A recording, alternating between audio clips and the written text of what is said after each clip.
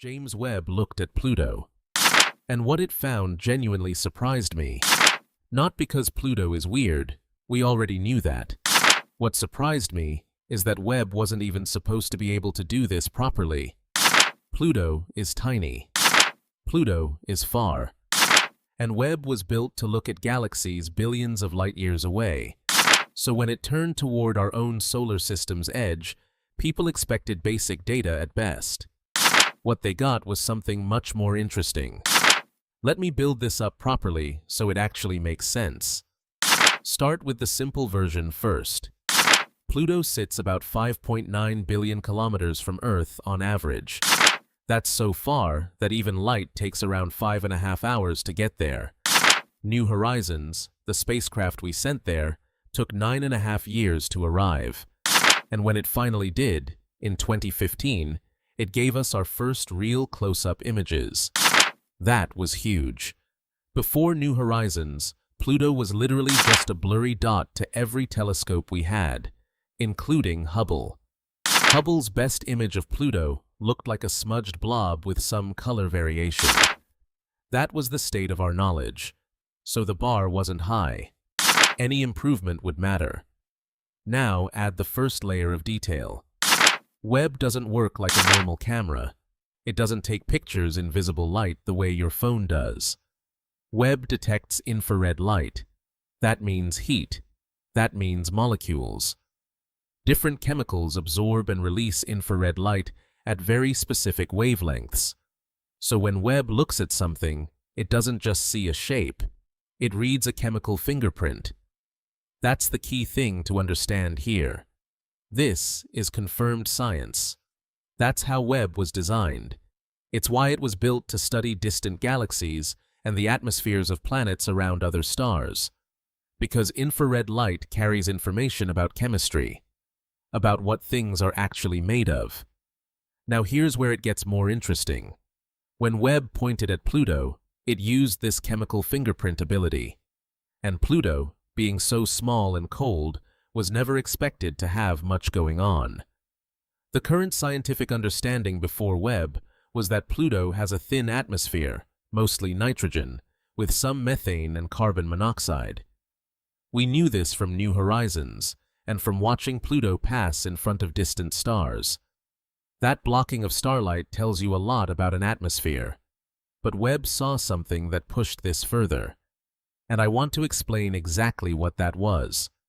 Webb detected carbon dioxide ice on Pluto's surface. That sounds simple, but here's why it matters. Carbon dioxide had not been clearly confirmed on Pluto's surface before this. We knew it was probably there. The theory said it should be. But confirming it is different from theorizing it. This is confirmed now. Webb's infrared sensors picked up the exact chemical signature of CO2 ice, clear and readable. But that wasn't the part that made scientists genuinely stop and think harder. Webb also detected hydrogen peroxide on Pluto's surface. That's the strange one. The one that, to me, changes how you think about what's happening out there. Hydrogen peroxide on Pluto. Let me explain why that matters. Hydrogen peroxide doesn't just sit around naturally in space doing nothing. It forms through a specific process. When radiation hits ice that contains water and oxygen, it breaks apart the molecules and reassembles them into new compounds. Hydrogen peroxide is one of those compounds. This process is called radiation chemistry. It's confirmed science. It happens on other icy bodies in the solar system too. But finding it on Pluto tells you something specific. It tells you that Pluto's surface is actively being changed.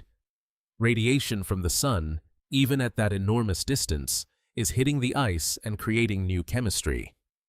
The surface isn't frozen and dead and static. Something is happening on it chemically. That's what I find genuinely fascinating about this. Now add another layer. Pluto's surface is already known to be complex from New Horizons. There are nitrogen ice plains that literally flow like a very slow glacier. There are mountains made of water ice that reach 3,000 meters high. There are regions that look reddish because of something called tholins. Tholins are complex organic molecules that form when ultraviolet light or cosmic radiation hits simple carbon and nitrogen compounds. They're dark, reddish, and they build up over millions of years. They are not alive. But they are interesting because the same kind of chemistry happens in places scientists study for understanding how life might have started. Webb's detection of hydrogen peroxide fits into this picture. It's more evidence that Pluto's surface is a place where radiation is actively doing chemistry, creating things, breaking things, making Pluto more complicated than a frozen rock deserves to be. What I find interesting here is the scale problem. This is where the shouldn't be possible part of this actually makes sense scientifically. Pluto is small, really small. Its diameter is about 2,377 kilometers. Earth's moon is bigger, and Pluto is sitting nearly 6 billion kilometers away. When Webb looks at Pluto, it is not resolving it into a detailed image the way New Horizons did. Webb cannot do that from here. Pluto still appears as essentially a point of light to Webb, not a disk you can map. A dot. So how is Webb reading surface chemistry from a dot? This is the part that I had to think about for a while before it clicked for me. Webb is not reading surface chemistry by looking at a map. It's reading it through spectroscopy. The light coming from Pluto, reflected sunlight and thermal emission, carries the chemical fingerprints of whatever that light last touched. When Webb spreads that light out into its component wavelengths, specific dips and spikes appear. Each dip tells you a molecule absorbed that wavelength. You match the pattern to known molecules, and you know what's there. The reason this seems like it shouldn't work is because Pluto is so small and so far that you'd expect the signal to be impossibly faint. And it is faint. Incredibly faint. But Webb's mirror is 6.5 meters across. Hubble's is 2.4 meters. Webb collects dramatically more light. And it's in space, away from Earth's atmosphere, which blurs and absorbs infrared. Webb is also extremely cold itself, which matters because infrared detectors need to be cold, or their own heat drowns out the signal. All of that together means Webb can pull a readable chemical fingerprint out of a dot of light 6 billion kilometers away. That's genuinely impressive engineering. Not magic, not impossible. Just extremely precise and extremely sensitive. The current theory is that Webb's ability to do this for objects in our own solar system was underestimated before launch. Scientists expected it to be useful for distant exoplanets. What they are discovering is that it's also a powerful tool for studying icy bodies right here in our own neighborhood. Pluto, the moons of Saturn and Uranus, objects in the Kuiper Belt. All of these are being looked at with fresh eyes. And I think that's actually one of the bigger takeaways here.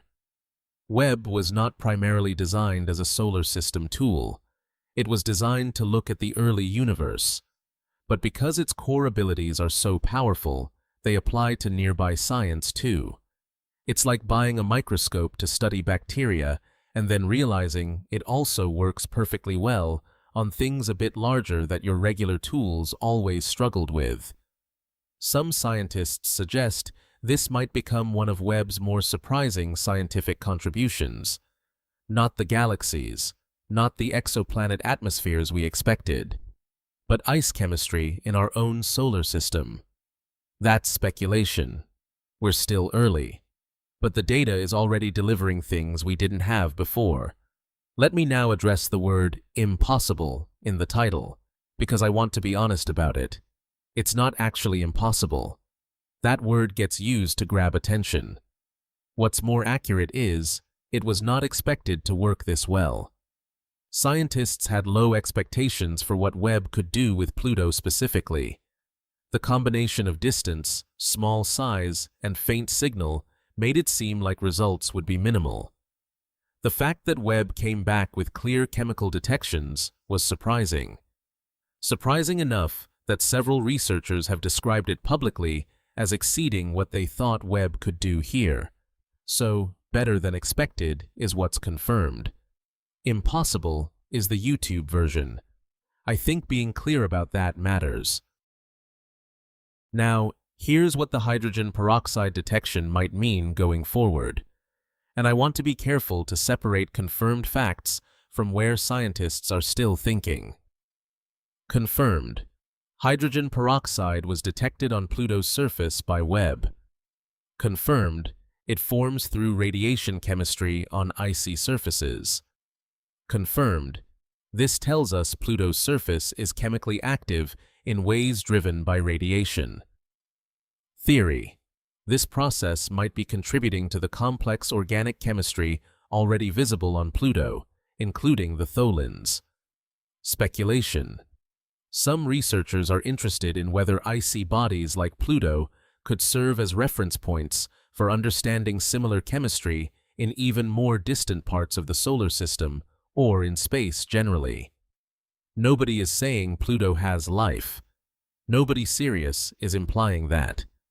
What they are saying is that the chemistry there is more active and more complex than a frozen ball at the edge of the solar system has any right to be.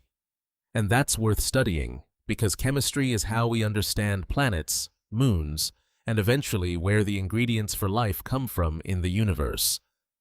The current theory about Pluto's atmosphere also gets a boost from Webb.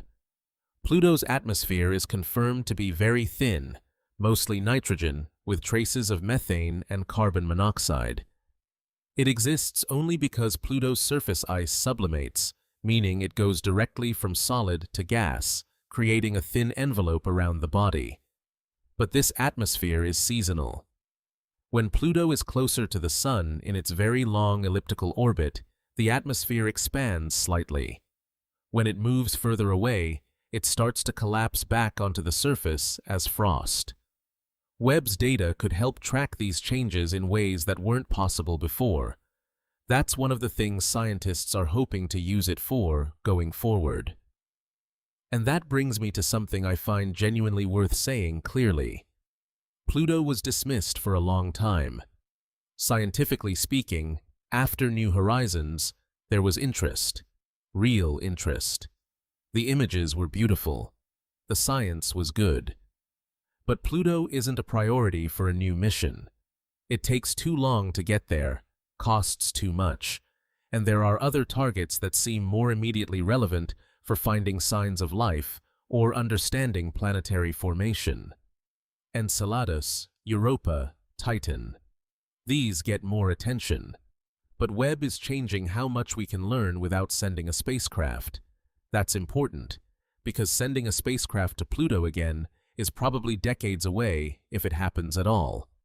Webb can keep watching from here, and each time it does, it adds a little more to the picture. The data from this observation was published and is available through scientific sources. NASA and the Webb science team have discussed it publicly.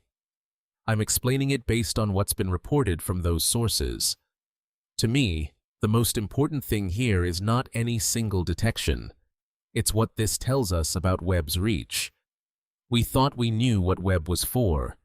Turns out, it's more flexible, more powerful, and more useful for our own solar system than the plan originally suggested. That's a good surprise. Science needs good surprises to keep asking better questions. So for me, the main thing is this. Webb looked at a tiny, distant, cold body and read its chemistry clearly.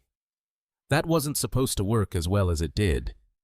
And what it found, hydrogen peroxide, carbon dioxide, active radiation chemistry, tells us Pluto is more dynamic than it looks. That's the actual story the data tells. Not impossible, just better than we hoped. And honestly, that's enough.